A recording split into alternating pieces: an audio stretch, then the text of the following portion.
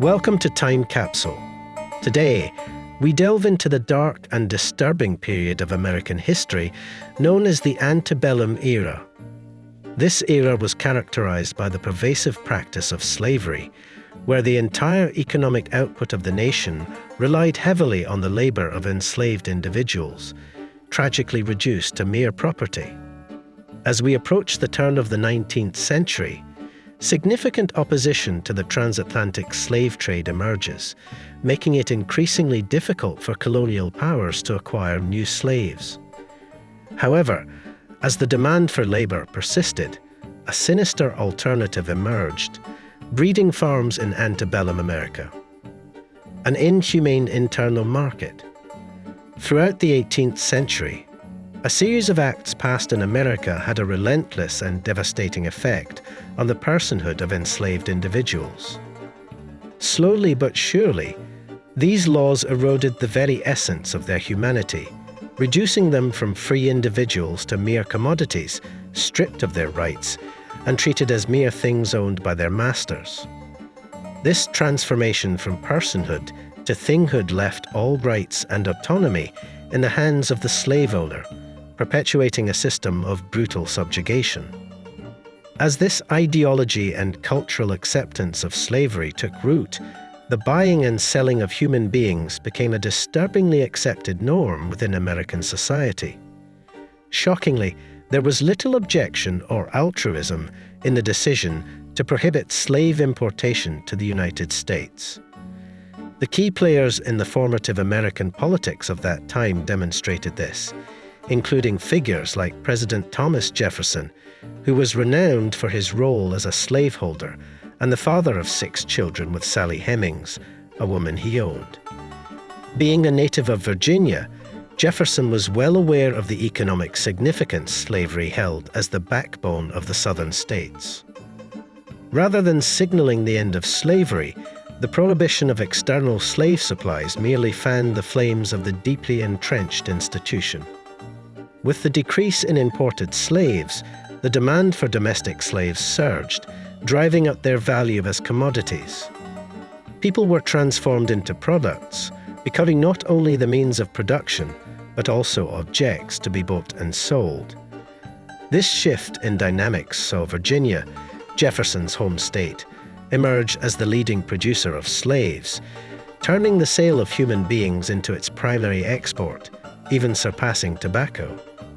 The winds of change. As the 19th century dawned, the transatlantic slave trade was on the verge of its demise in Britain. Spearheading the movement for abolition was William Wilberforce, a determined leader who garnered support from Quakers and evangelicals. Together, they formed the Committee for the Abolition of Slave Trade, and their relentless efforts bore fruit in 1807 when the British Parliament passed the Slavery Trade Act, signalling a turning point in colonial Britain's stance on slavery. Across the Atlantic, however, a different story was unfolding. In America, the economics of slave labor and its production were thriving.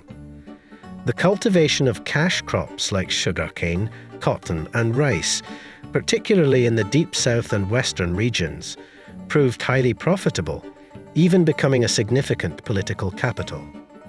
Before the eruption of the American Civil War, the phrase "King Cotton" encapsulated the productive monopoly slave states held over the abolitionist states in the North. The economic importance of cotton was so profound that secessionist states felt convinced there would be no chance of war with the northern states due to their dependence on cotton exports.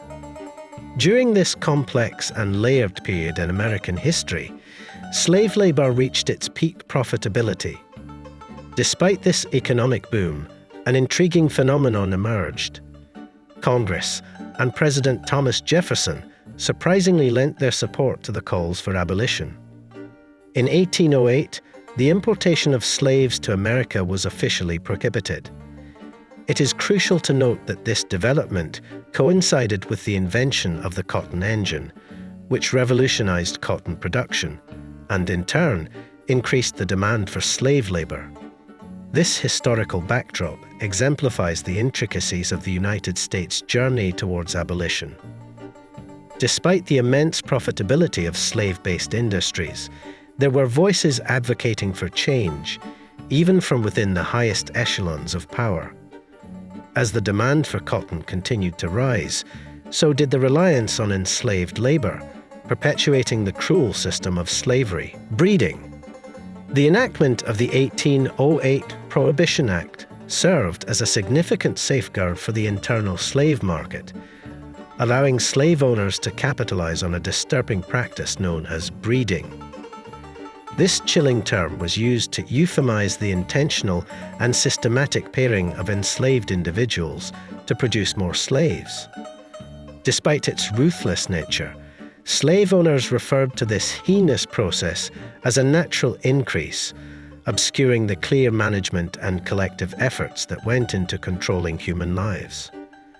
In this complex web of priorities, black women enslaved in America became a rare pillar of the slave trade, receiving some degree of protection through free health care, arguably making them one of the first recipients of such care, as described in the book The American Slave Coast by Ned and Constance Sublette.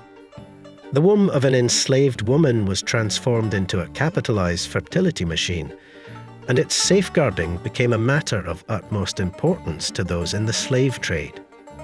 Home medical journals were circulated among slave owners to aid enslaved women during difficult births, a stark contrast to the previous disregard for their well-being. These women were expected to bear a staggering number of children, typically ranging from 4 to 5, as part of their role as breeding stock.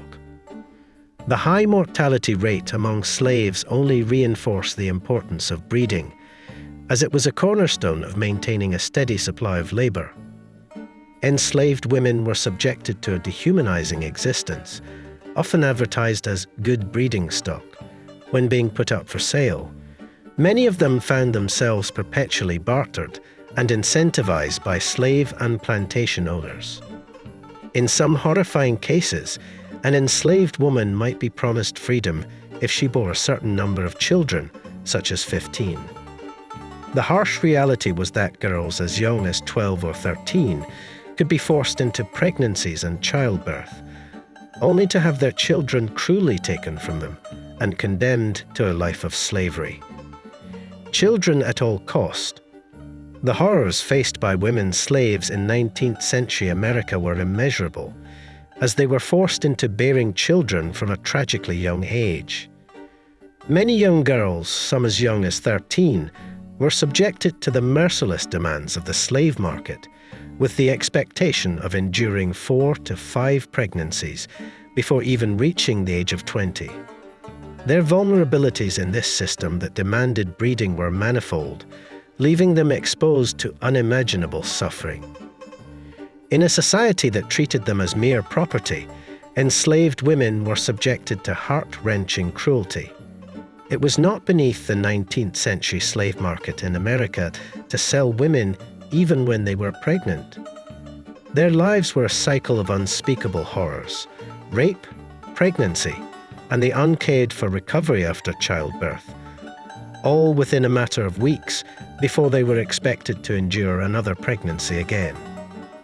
Masters and slave owners, devoid of any moral restraint, fathered children with the enslaved women under their control, denying them any semblance of rights or personhood. This despicable system left no room for consent or autonomy, as enslaved women were brutally forced to bear children against their will. The breeding farms exemplified the grotesque inequality, where white owners were illegally protected, while their black counterparts had no protection or recourse. Capital evil. The dark and sordid practice of factory breeding and abuse within the slavery system had one sole purpose: to reinforce and strengthen profit margins. Accounts from the slave trade industry reveal how profitability was the driving force behind the establishment of breeding farms. A Virginia slave trader, unabashedly declared that enforced breeding policies had yielded him an astounding 6,000 slave children to sell within a single year. Similarly, Thomas Jefferson is said to have boasted about Virginia's capital increasing by 4% annually through the birth of black children. Once people were regarded as mere property, their lives were reduced to financial assets. By the mid-1800s, the South's slave trade had grown into a lucrative industry, estimated to be worth a staggering $4 billion. This incomprehensible sum dwarfed not only the national income in gold, silver, and currency, but also surpassed the combined value of southern farmland. Slave owners transformed human beings into commodities, making them more valuable than they could have ever imagined. Most shockingly, as the slave trade thrived in the opening decades of the 1800s, it shifted slaves from being considered mere property to becoming securities.